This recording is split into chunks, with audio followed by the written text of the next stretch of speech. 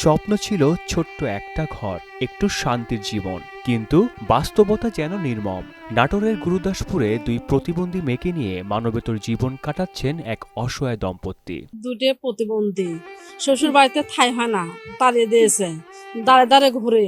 আমরা দেখতে আমাদের কাছে খারাপ লাগে দেখে আমার 1 শতাংশ জায়গার পর আমি জায়গা দিয়েছি তাদের, কিন্তু সেভাবে থাকা যায় না, এভাবে মানুষের জীবন চলেও না।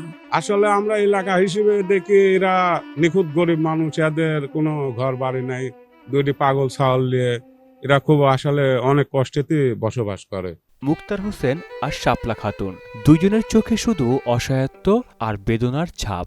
2007 সালে সংসার শুরু। ভাগ্যের নির্মম পরিহাসে তাদের দুই মেয়েই জন্ম নেয় প্রতিবন্ধী হয়ে। তাদের কোনো জায়গা নাই, তাদের কোনো কাপড় চোপড় নাই, তাদের থাকার জায়গা নাই, তারা কোনোটাই জায়গা হয় না গো। এখন প্রতিবন্ধী আমাদের বাড়ির পাশে, এখন আমাদের দেখতে হয়, এখন আমাদের সরকারের কাছে আবেদন, এই দুইটি প্রতিবন্ধী বাচ্চাকে যান সে দেখে, তাদের কিছু হেল্প করে, সাহায্য করে, আমরা এটা চাই। আপনজনদের অবহেলায় হারিয়েছে আশ্রয়। এখন অন্যের এক টুকরো জমিতে ভাঙা টিনের ঘরেই তাদের বসবাস। দুই মেয়েকে দেখাশোনা করতে গিয়ে কাজে যেতে পারেন না বাবা। অনেক দিনই না খেয়ে কাটে তাদের। নিরাপত্তাহীনতায় কখনো কখনো মেয়েকে বেঁধে রাখতে হয়। একজন বাবা মায়ের জন্য যা সবচেয়ে কষ্টের। আল্লাহ আমার ঘরে দুটো প্রতিবন্ধী মেয়ে সন্তান দিয়েছে, যার কারণে আমি বাবার বাড়ির স্থান পাইনি। তখন আমি একজনের থেকে সুদের টাকা নিয়ে একটা ছাপড়া করি। সেই ছাপড়ার মধ্যে আমার দুটো মেয়েকে নিয়ে আমরা দুজন মানুষ খুব কষ্টে জীবন যাপন করতেছি। মাসের ভিতর 2-4 দিন না খেয়ে থাকা লাগে। এভাবে থাকা যায় না, আমার মেয়ের অনেক কষ্ট। আমি আমার মেয়ে কোন জায়গায় বাইতে রাখি, মশার কামড় খায়, আমি মা হয়ে সহ্য করতে পারি না।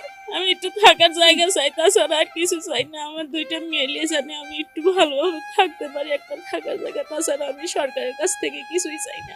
আত্মীয় স্বজন ও প্রতিবেশীরা বলেন, এভাবে কোনো মানুষ থাকতে পারে না। জমি জমা নেই, অভাব অনটনের মধ্যে দুই প্রতিবন্ধী সন্তান নিয়ে এক করে বসবাস।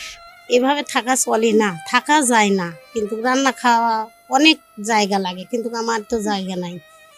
তাই আমি মাননীয় প্রধানমন্ত্রীর কাছে আমার একটাই দাবি, আমার মেয়েটা জানি কোনো একটা কেনার লাগা দেন, আমার এটাই চাওয়া পাওয়া। আর এই দুটো প্রতিবন্ধী বাচ্চার উপরে আপনারা একটু তাকায়া একটু নজর দিয়ে একটু দেখেন দয়া করে।